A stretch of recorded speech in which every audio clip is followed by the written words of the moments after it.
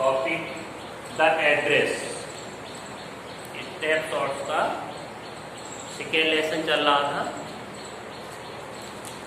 आज part second मतलब कहने का मैंने जो फर्स्ट वीडियो डाला था वो शुरुआती पैराग्राफ के प्रारंभ के, उसमें मैंने आप लोगों को बताया था कि जो मार्गा मेंको है, ये जो लेखक नरेटर है इस कहानी की, ये इसने जो युद्ध चल रहा था, क्योंकि यहूदी बिलोंग करती, ज्यूस, इसकी माँ भी ज्यूस थी और ये भी, तो ये जो है युद्ध में आर्मी में जो भी शामिल रही हो, इसके बाद ये सेफ रहती है और इसकी माँ मर जाती है।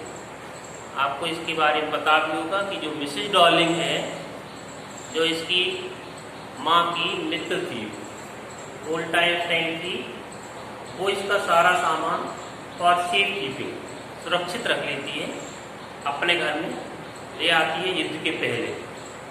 ठीक है, इसकी माँ ने ये भी क्यों, उसकी माँ इसकी अपनी खास मित्रों मिसेस डॉर्लिंग को दे देती है, क्योंकि सामान सुरक्षित बना रहेगा, क्योंकि युद्ध के बाद लौटेंगे तब ले लेंगे। लेकिन मिसेस डॉर्लिंग बेईमान किस्म की महिला है, लालची किस्म की महिला है, उसका उद्देश्य सुरक्षित रखना तो है ही, लेकिन इसके साथ साथ वो ये भी सोचती है युद्ध में लोग मर जाएंगे, लौट के नहीं आएंगे, सामान देने की जरूरत ही नहीं पड़ेगी। ये इरादा उसका था। इसके पहले जो द एड्रेस है ना, मार्कोनी स्ट्रीट में 46 जो हाउस नंबर है, और मिसेस डॉर्लिंग यहाँ सामान रखा हुआ है। देखिए युद्ध तो समाप्त हो जाता है और माँ एक्सपायर हो जाती है इस नरेटर की, और ये नरेटर आती है, कहाँ पर आती है, उसी मिसेस डॉर्लिंग के यहाँ मार्कोनी स्ट्रीट में 46 हाउस नंबर पर। नेम प्लेट पे मिसेस डॉर्लिंग लिखा हुआ है। देखती है एड्रेस पता देखती है, सही था पता। नॉक करती है दरवाजे को, अंदर से मिसेस डॉर्लिंग आती है। मिसेस डॉर्लिंग पहचान लेती है इसको, और ये भी पहचान लेती है उसे। क्यों? क्योंकि इसको केवल एक बार, only once time she had seen her when she was on a holiday. जब वो कभी छुट्टी पे आया करती थी अपने घर, तब इसकी माँ ने, नरेटर की माँ ने मिसेस डॉर्लिंग से परिचय कराया था। आज युद्ध के बाद आई, सामान लेने तो नहीं, देखने, स्पर्श करने के लिए आई हुई है। अपनी माँ का सामान है, क्योंकि माँ जब जीवित थी तो इसको पता दी गई थी। ये पता भूलना नहीं, इसको याद की रहना, क्योंकि यहाँ पर मैंने मिसेस डॉर्लिंग है वो नॉन ज्यूज है, वो ज्यूज नहीं है। इसलिए जो नरेटर है, कहानी कहने वाली है, वो आई हुई है हॉलैंड में और युद्ध समाप्त हो चुका है अपना सामान पाने के लिए। लेकिन वो जो मिसेस डॉर्लिंग है, वो सामान देना नहीं चाहती है और न देने के इरादे से उसने रखा हुआ था।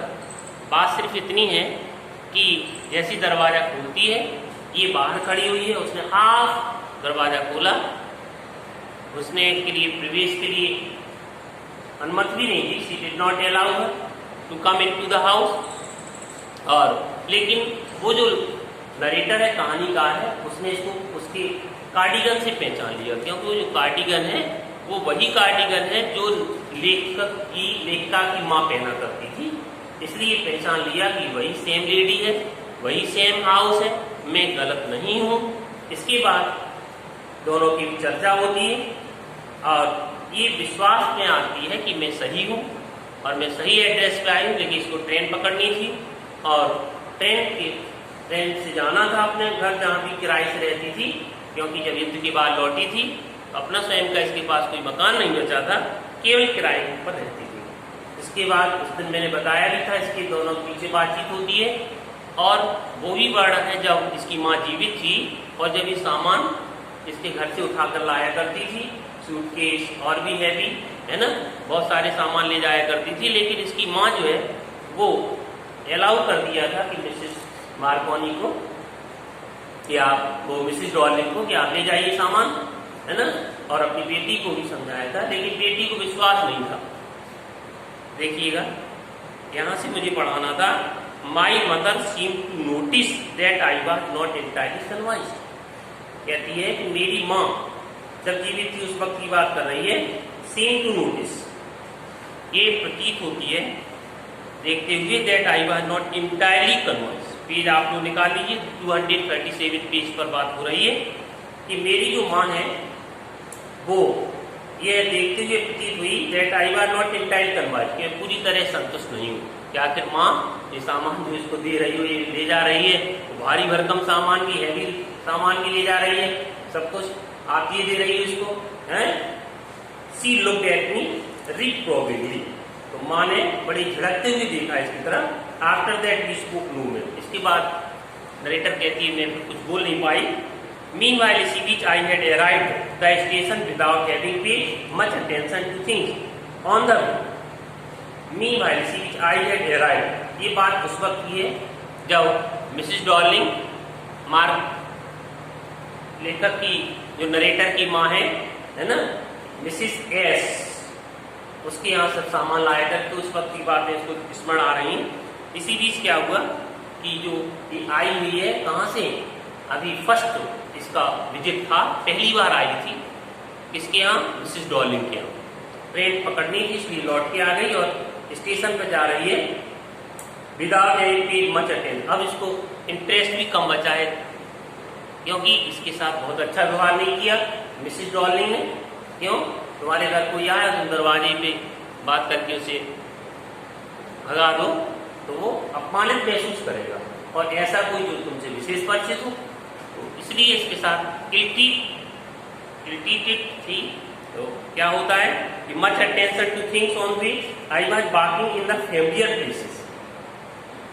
नरेटर कहती है मैं जब जा रही थी रास्ते में तो काफी स्थान ऐसे थे जो मेरे परिचित थे, पहचानती भी थी again for the first time since the war, युद्ध के पहले जब आया जाया करती होगी तो रास्ते जो भी कुछ बातें ऐसी रहती है पहचान की हो जाती है। But I did not want to go further than by lesson, कहती है लेकिन मैं और अधिक नहीं जाना चाहती, और अधिक नहीं उन्हें स्मरण करना चाहती थी, है ना। I did not want to upset myself, क्योंकि ये सारी चीजें मेरे को अपसेट कर रही थी। With the site of street, जो भी गली की दृश्य थे उन्हें देख करके और टेंशन बढ़ रहा था कि वो पहले आया करती जब माँ बनी थी, अब माँ ही नहीं थी। तो and house is full of memories from A precious time, और गली देख रही है, घर देख रही है, वो जो पहले की जो काफी मूल्यवान जो समय बीत गया उसकी जो स्मृतियां याद दिलाने वाली थी, स्मृतियों से भरे थे ये सारी चीजें। कहती अब तो I did not want to upset myself, इनको याद करके मैं अपने को अपसेट नहीं करना चाहती। In the train back I saw Mrs Darling in front of me, एक का नरेटर बैठ गई ट्रेन में, लेकिन उसे वही बात याद आती है मिसेस डॉर्लिंग की। तो ऐसा लग रहा है जैसे मिसेस डॉर्लिंग फिर से आ गई उसी के सामने। I had the first time I met her, वो दृश्य आ रहा है जब लेखिका जो है मिसेस डॉर्लिंग को पहली बार मिली थी narrator. It was downstairs, नहीं, it was the morning after the day my mother had told me about. सुबह का समय था जब मेरे प्रातःकाल हुआ होगा, जब उस वक्त मेरी माँ ने मेरे को ये बताया था इस मिसेस डॉर्लिंग के बारे में। I had got up late, मैं सुबह देर से जागी, एंड कमिंग डाउन स्टेयर्स, और नीचे की सीढ़ियों से उतरी में। I saw my mother about to see someone out, मैंने क्या देखा कि तब की बात है जब माँ जीवित थी, मिसेस डॉर्लिंग आया करती थी और सामान ले जाया करती थी, है ना। तो एक बार इसकी मुलाकात हुई थी, उस वक्त वही चर्चा ध्यान आ रही है। कहती है कब मैं देर से जागी और नीचे उतर के आई, देखा कि मेरी माँ जो है एक महिला को विदा करने जा रही है, छोड़ने के लिए जा रही है। अब woman with it broad back, और चौड़ी पीठ है जिसकी। There is my daughter said my mother, तो उसी वक्त माँ ने, मेरी माँ ने, नरेटर की माँ ने नरेटर का और मिसेस डॉर्लिंग का परिचय कराया था। सेड माई मदर, तभी मेरी माँ ने कहा था सी बैक ऑन टू मी, इशारा करते हुए बैक ऑन टू मी, मेरे को इशारा करते हुए बुलाया था, तो कहा था ये है मेरी बेटी, है ना। The woman noted and picked up the suitcase, लेकिन महिला तो सामान लेने आया करती थी। तो द वुमन नोटेड, तो महिला ने अपना सिर हिलाया, picked up the suitcase under the coat rack, और वो सूटकेस जो सामान से भरा था कोट रैक के नीचे से उठाया, टांड से उठाया, कुछ हुक लगा हुआ कुछ होता है बैग वगैरह, तो उसको उठाया, उसके नीचे से सी पूरे ब्राउन कोट, क्या पहने थी, ब्राउन कोट पहने थी एंड शेपलेस है, और एक टोप लगाई थी, does she live far away, I asked. तो नरेटर उस वक्त लड़की थी, इसने पूछ दिया माँ से, क्यों माँ, ये बहुत दूर रहती है क्या, see the difficulty she had going out of the house with the heavy case, मैंने सोचा कि ये भारी भरकम सूटकेस लेकर के घर से ले जा रही है, उठाकर जा रही है, ये कितनी कठिनाई है इसको, इसलिए मैंने पूछा कि बहुत दूर तो नहीं रहती, in Marconi street said my mother, तो मेरी माँ बोली मार्कोनी स्ट्रीट में रहती है, नंबर 46 रिमेम्बर है, ये नंबर ध्यान रखना, है ना, माँ ने कहा ये मकान नंबर, हाउस नंबर, ये ध्यान रखना 46 में रहती है। आई हैड रिमेम्बर्ड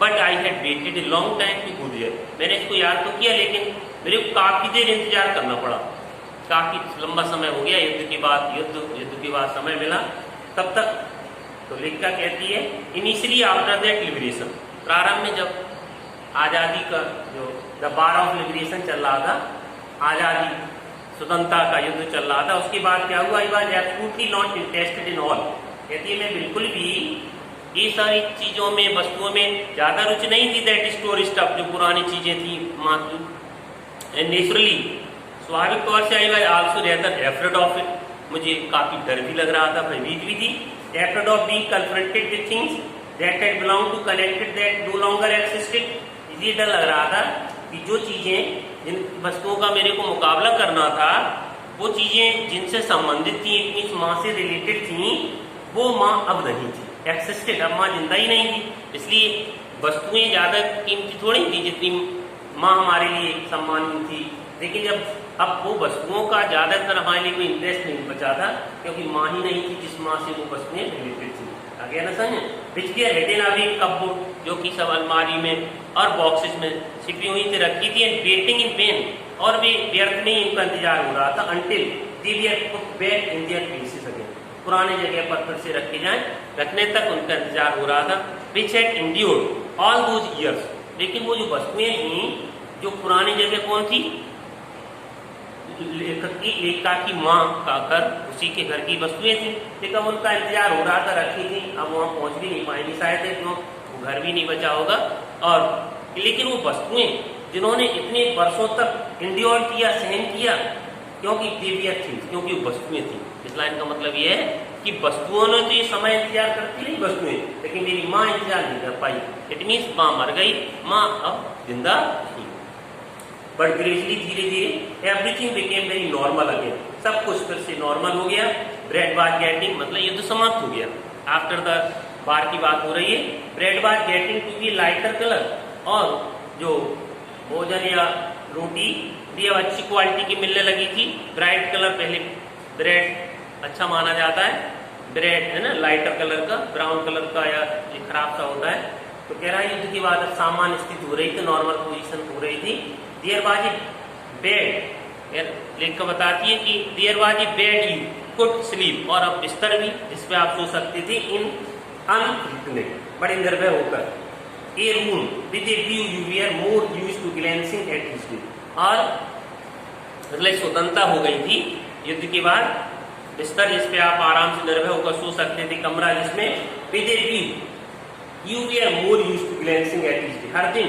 काफी अच्छी तरह से आप देख भी सकते थे, एंड वन डे एक दिन I notice I was curious about all the possession, narrator कहती है कि क्या हुआ, लेकिन कि मैं उत्सुक थी, मैंने देखा मैं बहुत सारे सामान जो भी मेरे थे उनको लेने की उत्सुक थी, उनको पाने के लिए उनके बारे में जरा क्यूरियस थी, मैं लालाई थी, that must still be at that address, ये इन पते पर पड़े होंगे, कौन सा पता था, 46 नंबर था, और इन मार्कोनी स्ट्रीट में वो सामान पड़े थे, है ना, I wanted to see them, touch and remember, narrator कहती है मैं उन्हें देखना चाहती थी, स्पर्श करना चाहती थी और याद करना चाहती थी, after my first visit in back to Mrs Darling's house, पहली बार जो फर्स्ट भ्रमण किया था किसने, नरेटर ने, वो बेकार रहा था, I decide to try second time, मैंने फिर से सेकेंड टाइम प्रयास किया, now a girl of about 15 open the door to me. अब की बार क्या हुआ, पहले कौन मिला था फर्स्ट विजिट पर, मिसिस डॉर्लिंग। अब कौन मिला है, अब मिसिस डॉर्लिंग की लड़की। Now a girl of about 15, कितनी उम्र की है, 15 साल की है। उसने दरवाजा खोला।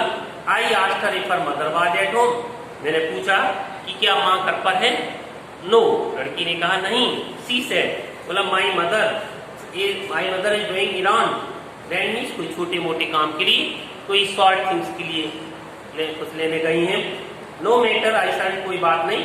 आई said I will wait for her, कोई बात नहीं लेकिन मैं उसका यहाँ इंतजार करूंगी। I followed the girl along the passage, मैं पीछे पीछे उसी लड़की के पीछे पीछे चली गई। An old fashioned iron Hanukkah, जा रही थी रास्ते में, तभी क्या देखा, एक इसी घर के पास देखा एक पुराने जमाने का हनुक्का, एक तरह से कुछ रोशनी वोशनी का प्रबंध करने के लिए कुछ होता है, प्रकाश पर्व पे जैसे अपने कोई फेस्टिवल होता है दीपावली, ऐसे ही इन लोगों के यहाँ भी कुछ रहता होगा। तो एक आयरन का हनुक्का टाइप का था, पुराने फैशन का था। कैंडल होल्डर, जिसमें मोमबत्ती वगैरह रखी जाती, हंग नेक्स्ट टू मिरर, वो मिरर दर्पण के बगल में टंगा हुआ था। वी नेवर यूज्ड इट, बताती है कि ये उसी का था, ये उठा लाई थी मिसेज डॉर्लिंग। जितनी सारी थिंग्स थी, वैल्यूएबल्स थी, वो सब किसकी थी रियलिटी में, वो थी मिसेज एस की। और वो कौन उठा लाया था, ये मिसेज डॉर्लिंग उठा लाई थी, अंडरस्टैंड। लेकिन ऐसे नहीं उठा लाई थी, अनबद से उठा लाई थी, किसलिए, फॉर सेफ कीपिंग, सुरक्षित रखने के लिए ड्यूरिंग द वॉर, युद्ध के समय। लेकिन नियत सही नहीं थी, किसकी, मिसेज डॉर्लिंग। वो बेईमान थी, वो लालची थी, और उसका इरादा भी गलत था। तो क्या है देखिए आप लोग, तो लेक नरेटर जो सेकेंड टाइम आई हुई है, I follow the girl along the passage, sorry आगे की line, we never used it, बताती है जो हनुक्का था ये भारी भरकम था, है ना, इसलिए मैं इसको बहुत ज्यादा यूज नहीं करती थी, क्योंकि it was much more cumbersome, बहुत अधिक भारी था। Then a single candle stick, एक कैंडल स्टिक, कैंडल स्टिक मोमबत्ती से, एकाकी कैंडल स्टिक से ये कुछ ज्यादा ही भारी था। But not you sit down, आज तक लड़की बोली क्या आप यहाँ नहीं बैठेंगी, क्या आप बैठना पसंद नहीं करें, क्या नहीं बैठेंगी। She help opening the door of the living room, तो उस लड़की ने, देखिए I think that girl was very polite, वो लड़की ज्यादा पोलाइट थी in the comparison of her mother, अपनी माँ की तुलना में। क्यों, माँ ने तो दरवाजे खोला ही नहीं था, ऐसे हाथ रख के रही थी और घुसने ही नहीं दिया था। लेकिन लड़की ने कहा, उसने दरवाजा खोला, door of the living room, and I went inside faster, और मैं अंदर चली गई। आई स्टॉप हॉरिफाइड, मैं रुक गई एकदम भयभीत होकर। क्यों, उसके घर में जो भी सामान था मिसेज डॉर्लिंग के यहाँ, वो सब सामान इसी का था, और पुराने पुराने सामान थे, क्योंकि इसकी माँ जो एस थी उसने पहले से ही सारी चीजों को इसको अलाउ कर दिया, ले जाओ अपने घर और सुरक्षित रखना, युद्ध की बात हम आएंगे तो देखेंगे। इसलिए वो सब उठा ले गई धीरे धीरे। जैसे देखा उसने, I was in A room, I stop, मैं रुक गई, हॉरिफाइड भयभीत होके। जब मैं कमरे में थी, आई न्यू, मैं जान गई, did not know, I was in A room, इस लाइन को समझ रहे हो, मैं आई वाज इन, जब मैं कमरे में थी, आई न्यू कि मैं जानती हूँ, एंड डिड नॉट नो, जानती थी या नहीं जानती थी। क्या नहीं जानती थी, ये कमरा किसका है। क्या जानती थी, ये वस्तुएं किसकी हैं, वस्तुएं किसकी हैं, ये उसी की है। किसकी, उसकी माँ की, है ना। ये कमरे की वस्तुएं कह रही है, मुझे आश्चर्य हो रहा है, मैं जानती हूँ, जानती थी इन चीजों को कि नहीं जानती थी, कौन चीजें जो ये सब पड़ी थी, मतलब कंफ्यूज नहीं है। वो कह रही है कि जानती थी कि ये चीजें किसकी हैं। I found my self in the midst of thing, जब मैंने अपने आप को कहाँ पाया, उन्हीं वस्तुओं के मध्य में। I did want to see again, कहती है मैं उन्हें देखना चाहती थी, but operate me in the state atmosphere, लेकिन मेरे को क्या दिक्कत हुई, मेरे को व्याकुलता किस चीज की आई, मेरे को किस बात में विचलित कर दिया, जब मैं देखा स्टेज एटमोस्फियर बड़ी इल अरेंज्ड, बड़ी बुरे ढंग से व्यवस्थित थी, यहाँ वहाँ पड़ी हुई थी। जब ये वस्तुएं अपने रियल मालिक की यहाँ थी, इट मीन्स नरेटर की माँ की यहाँ थी, तो ये बड़ी व्यवस्थित रहती थी। लेकिन आज ये मिसेज डॉर्लिंग की यहाँ खुद की तो थी नहीं, ऐसी मिल गई थी, तो इधर उधर ऐसी डली हुई थी। तो ये देख करके विचलित हो गई, है ना। और बिकॉज ऑफ द टेस्टलेस का मतलब बड़ी पुअर तरीके से डली थी। एवरीथिंग वाज अरेंज्ड, हर चीज पुअर ढंग से अरेंज थी। Because of the ugly furniture, और वो भद्दा फर्नीचर, और द मजी नहीं सॉरी मगी स्मेल दैट ह्यूज, और हर जगह दैट हंग, हर जगह नमी युक्त डैम्प, एक तरह से नम महक आ रही थी, स्मेल आ रही थी। आई डोंट नो, मैं नहीं जानती थी, but I startly dear to look around me, लेकिन फिर भी मैंने बड़ी मुश्किल से डियर साहस किया इधर देखने का। The girl moved she chair, तब तक वो लड़की एक कुर्सी ले आई। आई सेट डाउन में बैठ गई and steered at the woollen table cloth, और मैं टेबल क्लॉथ जो पड़ा था वो टेबल क्लॉथ भी इसका ही था, इसकी माँ का, है ना। तो वो टेबल क्लॉथ को मैंने देखा घूर के, आई रब, मैंने उसको थोड़ा रगड़ा भी उस वुलन क्लॉथ टेबल क्लॉथ को।